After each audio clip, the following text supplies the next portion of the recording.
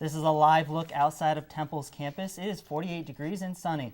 Temple students have taken full advantage of the heat by relaxing outside of Leah Course Walk in these colorful Adirondack chairs.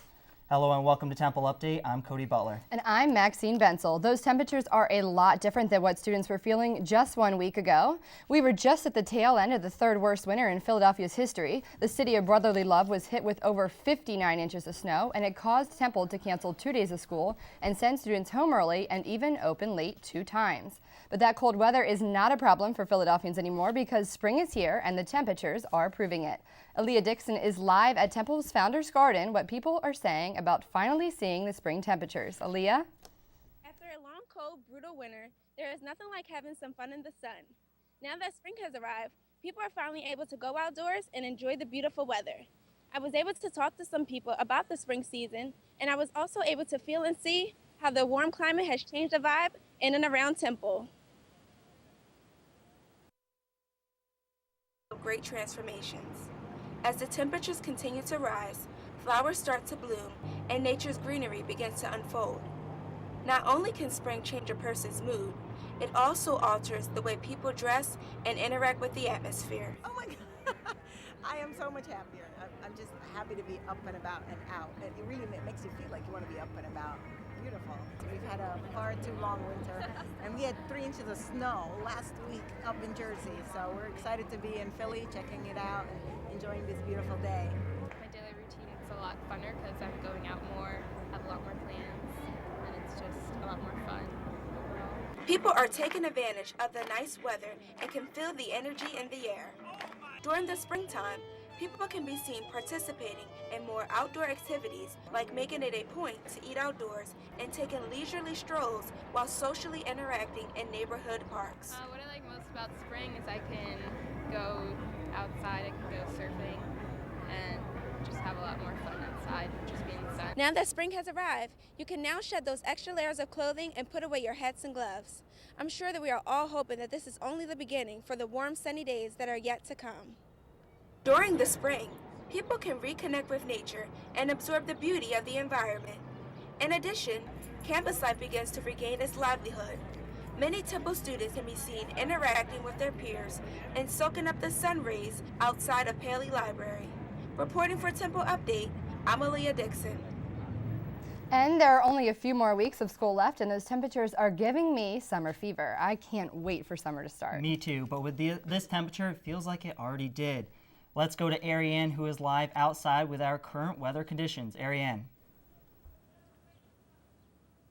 That's right, guys. I'm live here at Founders Garden, soaking up all of this beautiful weather. It seems as if spring weather has finally arrived, and many students are congregating in the sun all around campus, just as I am here. As you can see, the flowers right behind me are in full bloom. The tulips look amazing, and the trees are blossoming just as nice. And the campus is providing us with lots of scenery. It's currently 54 degrees, and there's a possibility of a high of around 66 today. Sally, the sorority girl, has made sure to follow the trend and has made sure to bring out her bright colors and sport a light top and some pants on her way to class today. I'll have a look at tonight's weather and the rest of your 5-day forecast coming up later in the show, if I don't get too distracted by all of the fun here on campus. Guys, back to you. What better way to spend the day outside than to celebrate Earth Day? That nice weather made it easy to bring Temple together to support the engineering department. The College of Engineering hosted a fun event celebration of the both Earth Day and fitness. Many gathered to register for the 1-mile walk and 3-mile fun run. T-shirts were given out to those who participated, and prizes were also awarded. In addition to recognizing Earth Day, the event was also designed to get word out about It's also a way just to get our name, the College of Engineering, out there. A lot of people don't know what the College of Engineering is. We have environmental biology, so it all fits in with sustainability, which we all know that Temple is all sustainable. The walk and run not only promoted the college, but was a way for students and faculty to get a workout in on campus. And there are many more upcoming runs and races in Philadelphia over the next few weeks. If you're looking for something this weekend, the Great Urban Race, Miles for Melanoma 5K, and Sandy's Sprint Superhero 5K are all occurring in Philadelphia. Going into May, on the 3rd will be the City Solve Urban Race, Heroes on the Hill, and the University City 5K. That Sunday will be the 10-mile Broad Street Run, and then next week we'll have Philadelphia's Komen Race for the Cure 5K. The Bridesburg Memorial Day 5K is on the 17th, among many others. An Alumni Weekend at Temple will be featuring their own 5K on Saturday. It will feature tech shirts and swag bags for all participants. It is free for all current Temple students, and any child or pet running will receive a prize. That is not the only event for Alumni Weekend. There will also be many opportunities for fun all through Saturday and Sunday. Saturday will feature many reunions from various Temple grad classes. Sunday, we'll have a scavenger hunt at the Bell Tower at 10 a.m., the Cherry and White football game at 1, and to finish off the night, Eddie Windsor will be speaking at the Temple Performing Arts Center at 2 o'clock. For a full list of Alumni Weekend events, go to templeupdate.com. Well, the alumni will have a new site to check out on main campus. The Temple University 2020 plan is coming to a close, and Update's Jackie Corbett went inside the last building under construction that will wrap it up. Construction on Temple University's new Science Education and Research Center is still underway. The building will stand in front of Gladfelter Hall and will be hard to miss. The building's 7 stories tall. It's 250,000 square feet. That's roughly the equivalent of about, I think it's roughly 3 football fields. I got an inside look starting all the way from the 7th floor, which gives students a beautiful view of Center City. And besides the pretty skyline, the building has many advanced features. We have in this building a specially designed basement that is 35 feet high and is specially isolated from vibration, acoustical, and electromagnetic radiation. While most of the building is still under construction, the skeleton is finished and most of the walls are up, forming hallways filled with offices, lecture halls, and even a bi-level atrium. Vice President of Operations and Construction, James Creedon, explains how the new building is part of Temple's 2020 plan. But the 2020 plan really was designed to look at the housing and academic needs of the university as well as some recreational needs. And this building was identified as one in order to allow the College of Science and Technology to grow. The Science Education and Research Center is set to open up in August and be ready for students to start classes in the fall. For Temple Update, I'm Jackie Corbett. That building is the last part of former Temple President Ann Weaver's Heart 2020 plan. Temple is now moving into President Neil Theobald's Visualized Temple plan, which has been in the works since he was first named president just last year. One of the main goals of the 2020 plan was for Temple to construct buildings within their current footprint. 3 buildings were made and 2 were renovated. They include Morgan Hall, the Montgomery Avenue Garage, and the Architecture Building, as well as the renovation of Pearson and McGonigal Hall and Edberg Olson. Take a break from studying and fill out your student feedback forms. The forms are online for the spring semester. It is a chance for all students to give feedback to their professors and department heads. The forms are due before the end of the semester. Log on to esff.temple.edu and log in to give your feedback. Temple nursing students traded their books for scrubs. Marianna Zimmerman went to a program that lets seniors work with seniors. That's right, Maxine. Temple students in the nursing school are bringing their backpacks and getting a hands-on experience outside the classroom. But it isn't just seniors. I went to a one-of-a-kind program that lets freshman nursing students interact with the community.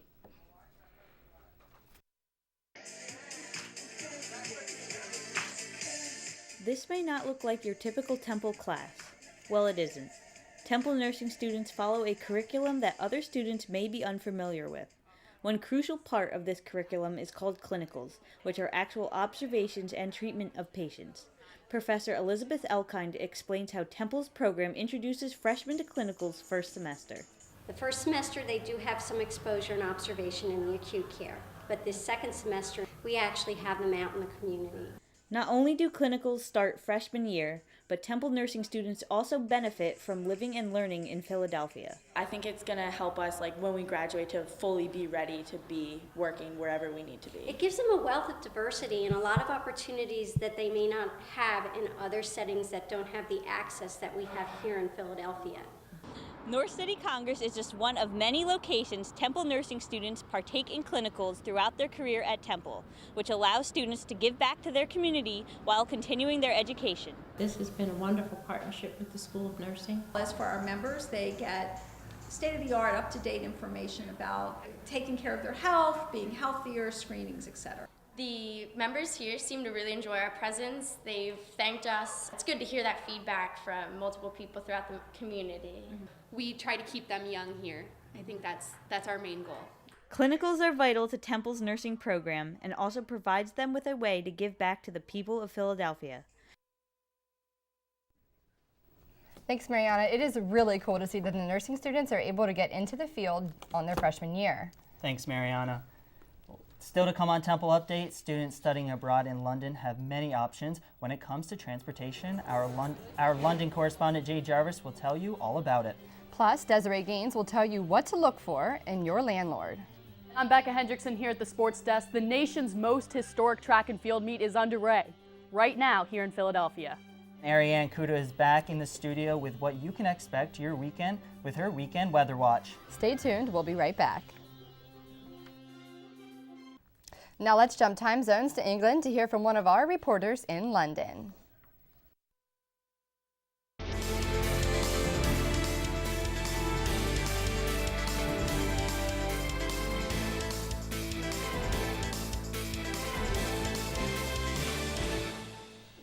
April is Financial Literacy Month, but students abroad in London have made it their financial literacy semester. Updates London correspondent Jade Jarvis reports on how students are having their money work for them.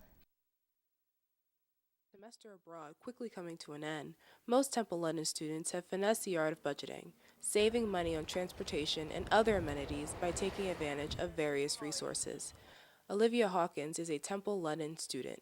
My favorite mode of transportation is the tube. It's quick and easy, it gets you where you have to go, and it comes about every 1 to 3 minutes, and it's fairly easy to use. However, the tube isn't the only mode of transportation in London. There are plenty of other options to satisfy even the pickiest of travelers. I like taking the bus. I think it's cool because you get to still see everything that you're going by, and if you are on a route that you've never been on before, you get to see a bunch of things that you might want to go to in the future, and you know how to get there. And each Temple student has been equipped with an Oyster card, which helps them save money on bus and tube fare. And basically I use my Oyster card to the much of my ability. I take it for the tube because it goes to zones 1 and zone 2, so it's really helpful, and it's unlimited for the bus as well. Temple students have also discovered that antique, food, and craft markets are relatively inexpensive when compared to department stores and grocery stores. Once I found the markets like Camden and everything, I found that I could buy a lot more for a lot less money. During their time abroad, Temple students have learned just as much outside of the classroom as they have inside. One of these life lessons is getting the best bang for your buck or pound. Hopefully these good habits will remain with these students even after they return to Philadelphia. Reporting for Temple Update in London, I'm Jade Jarvis.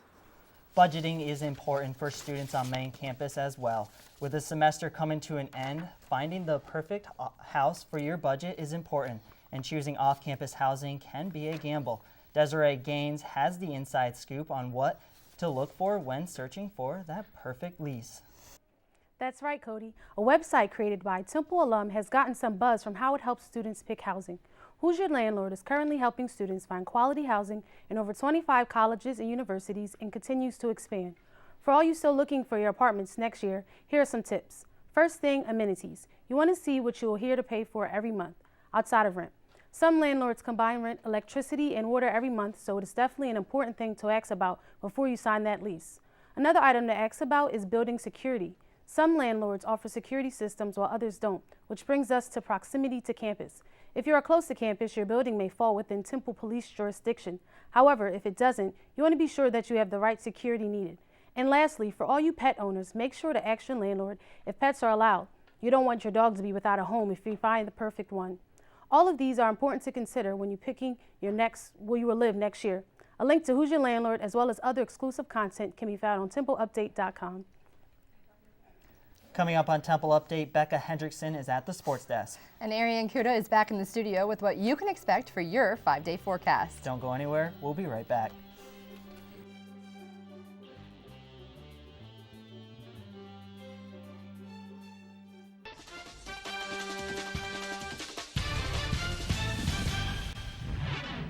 Hi, I'm Becca Hendrickson for the Sports Desk. Football is gearing up for its spring game, and all eyes will be on Coach Rule and the offseason adjustments that he hopefully made. But first, Temple hosted its first track and field meet since the 70s. And for the men's team, it'll be the only time they compete on Temple turf. Updates, Tommy Sladek is live at the track where the historic event took place over the weekend. Tommy, surely an emotional day for track and field. That's right, Becca. It was an absolute monumental weekend for the men's and women's track and field team. On Saturday, the Owls hosted the Temple Alumni Invitational right here at the track, something they have not done in decades. Not only was it the last home meet ever for the team, but also the Owls' senior day, the Alumni Invitational, and the first time since the 1970s that Temple hosted a home meet. Head coach Eric Mobley couldn't emphasize enough how much the meet meant to him and his team. It was a phenomenal atmosphere. It was a lot of fun. We had a lot of alumni, so it was great. It was a really great opportunity again to showcase Temple track and field. While the team may not have experience with hosting meets, they've spent countless hours on their home track. In fact, almost every Temple competitor set personal records in their events. Former Atlantic 10 triple jump champion Gabe Pickett is extremely proud of the way his team has performed, especially since it will be their last year competing in Temple uniform due to the recent sports cuts. I think it definitely made us hungrier, it definitely unified us, we're always supporting each other, watching each other's events and giving criticism here and there, just make sure we push each other and get each other better every day. Pickett was one of 5 seniors from the men's team honored on Saturday. Temple track alumni, new and old, competed in fun races like the Alumni Mile. Even Coach Mobley got a piece of the action anchoring a relay team. No, it was funny because, everybody's, not running anymore. So, that's part of the fun of having an alumni mile, just to see, people just get out there and just try to have fun. So it was great to have those guys and girls come back, and again, to show their appreciation for their time here at Temple University. Not only will members of the team be competing in the Penn Relays this weekend, but the American Conference Championship is right around the corner. Reporting for Temple Update live at the track, I'm Tommy Sladek. And as Tommy just mentioned, track and field still has one more meet before entering the postseason, and it's a big tradition here in Philly, the Penn Relays.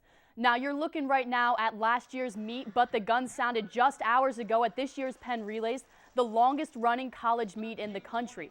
15,000 top athletes from all over the world, including Olympic-level runners, are at Franklin Field right now for competition. Stay tuned with the Sports Desk for updates on the Cherry and White.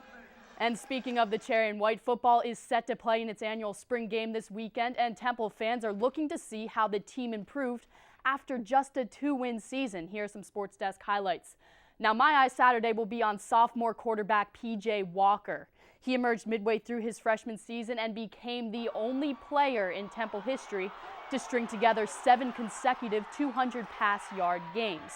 Now, leading the defense in this effort will be linebacker Tyler Matakevich. The All-American led the nation in solo tackles last season, but fans should be looking for more depth in the secondary this weekend. And surely it was a disappointing season for head coach Matt Rule in his first year. He was faced with not only a tough new conference, but the second youngest roster in the NCAA. Saturday will be a showing of how he has developed his young talent. And if you can't make it all the way out to Cardinal O'Hara for the game on Saturday, stay with the Sports Desk for insight. You can follow us on Twitter at @TU_SportsDesk, guys. Coming up on Temple Update, Aryann and Cuda will have what you can expect for the weekend. Temple Update will be right back.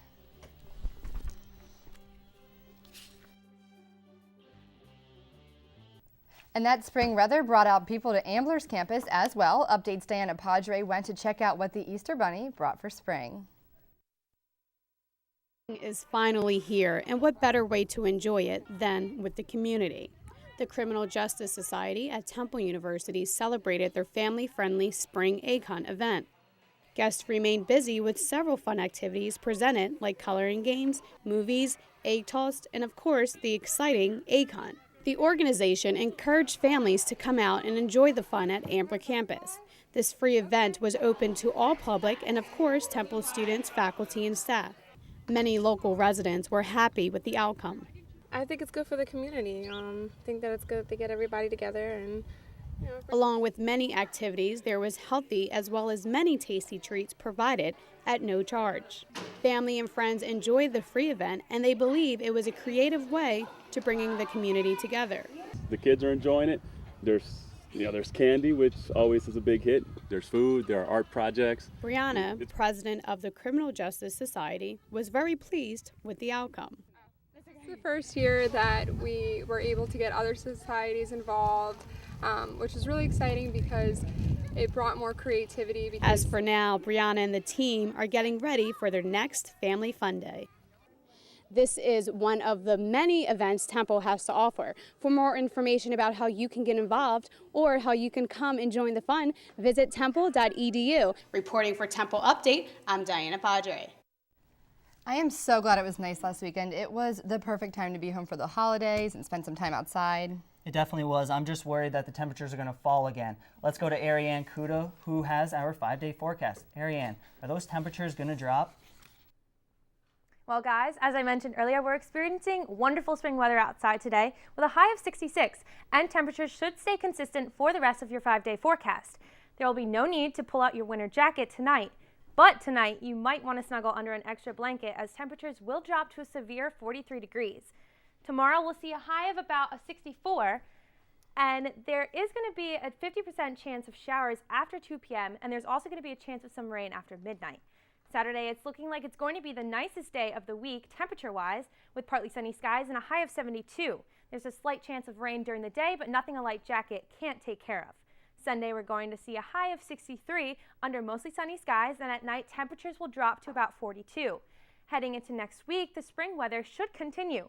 Monday will show us a high of 63 with partly sunny skies. We can expect to see some rain Monday night, but thankfully, those showers shouldn't produce any measurable amounts of precipitation. If you have any time today, please make sure to get out and enjoy the highly anticipated spring weather. For all the latest weather updates, follow us on Twitter at @TU_weatherwatch. Back to you in the studio. The MLB might need to show a replay for this one. In the third inning of the Phillies-Rockies game, a squirrel came running across the field. The squirrel stopped the game for a minute as he went through the infield. The game did not continue shortly after the squirrel disappeared in center field. And it wasn't an ordinary day at the beach for some Australians. 12,000 people came out to see Prince William and Kate in northern Sydney. Prince George was napping while his parents accepted a personalized surfboard for him, courtesy of the mayor. The couple was on the beach to watch teens learn about surf safety and life saving. That's all for Temple Update. For more news and information, check out the TempleUpdate.com website and follow us on Facebook and Twitter. Just search Temple Update. You can also watch live on TempleTV.net, Comcast Channel 50, and Verizon Files Channel 45. For Maxine and the rest of the Update team, I'm Cody Butler. We'll see you next time.